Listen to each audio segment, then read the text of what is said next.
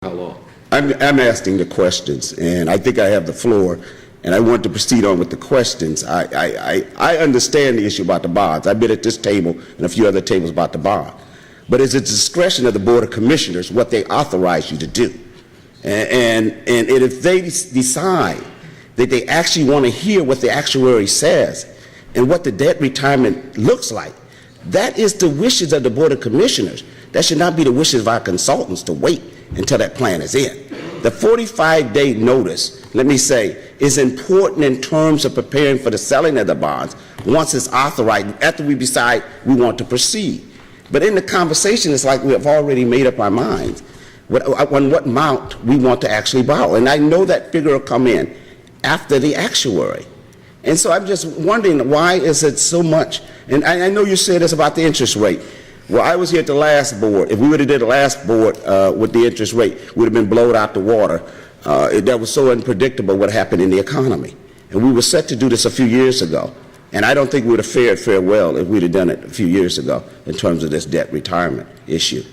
I'm very concerned about how much information we have, and I don't know what we're sharing with the public, because actually you don't really know until actuary reports are in terms of what we look like.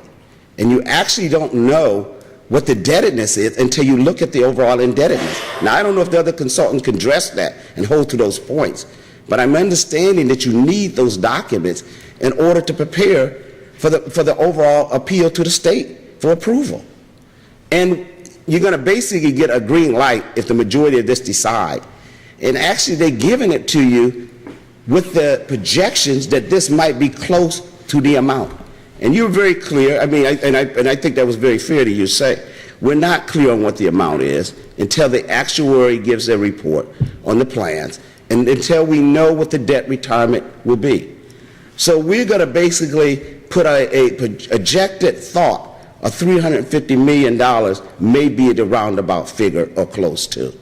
Well, it seems like we should have a little more information. If we're going to be having public hearings, public forums, as well as sharing with the media that we're pretty much on target of what this debt is. And we don't know what the debt is. Nobody really knows what it is until actuary reports come in. And actually at that point, then we'll put together a debt retirement plan. Now, if you got numbers of what the actuary has that we don't have, I would appreciate knowing that tonight. But I think all of that should be part of our deliberation if we're going to the bank to borrow some money. And we're going to sell some bonds, so that's going out to borrow some money. And I would have hoped that, I don't see the 45-day window being that important, other than the fact of selling. And if the bonds are not ready to sell because the interest is not right, it's not a good time to sell them. This does not sunset until December of next year.